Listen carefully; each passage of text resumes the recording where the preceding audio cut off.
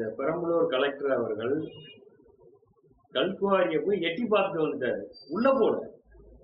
இது ஒரு விளம்பரத்துக்காக இந்த அம்மா செய்யறாங்க. உண்மையிலேயே நீங்க ஆய்வு பண்ணணும் அப்படின்னா, என்னுடைய புகார் கிட்டத்தட்ட 20 புகார் உங்க டேபிள்ல இருக்கு. முன்னாடி இருந்த கலெக்டர்கிட்ட கொடுத்துருக்கோம். அதை எடுத்து ஃபைல் ஓபன் பண்ணி பாருங்க, உங்களுக்கு தெரியும். அலைய வேண்டியதில்லை. அதோட இதே கலர் சட்டை போட்டு பக்கத்துல நிக்கிறான் பாருங்க, பயங்கரமான தில்லாலங்கடி. அவன் பேர் தமீம் அன்சாரி. சுரங்க புவியியல் துறையில உதவியாளரா இருக்கான். இவன் தான் இந்த கல்குவாரி, கிரஷர் இதுக்கு எல்லாத்துக்கும் பணம் வாங்கி யார் யாருக்கு எவ்வளவு கொடுக்கணும்னு செட்மெண்ட் பண்றவன். அதோடு இவர் கல்யாணம் நடந்தது, வாணிப்பாடி சொந்த ஊர். இவர் கல்யாணம் நடந்தது.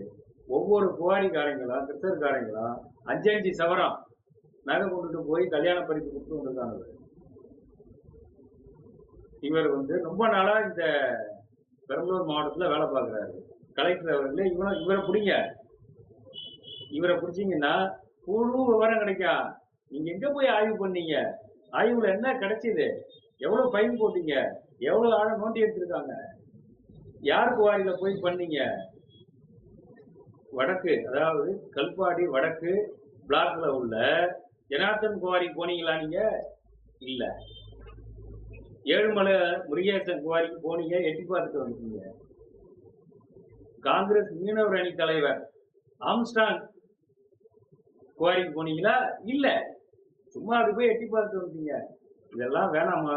என் பையில ஓபன் பண்ணுங்க, இல்லைன்னா உங்களுக்கு புது பையில அனுப்பி வைக்கிறேன், நடவடிக்கை எடுங்க. இது ஒரு கூடுதல் தகவல். இந்த ஏங்கெல்லாம் சட்டம் போட்டு நிற்கிறார் தமீம் அன்சாரி, அவர்கிட்ட கேளுங்க.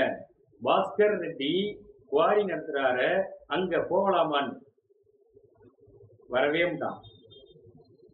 உங்களுக்கு தைரியம் இருந்தா நீங்க அந்த குவாரியில எந்த வரைக்கும் போயிட்டு உயிரோட வெளில வந்துருங்க. நீங்க உண்மையான கலெக்டரை நான் ஏத்துக்கிறேன். நன்றி, வணக்கம்.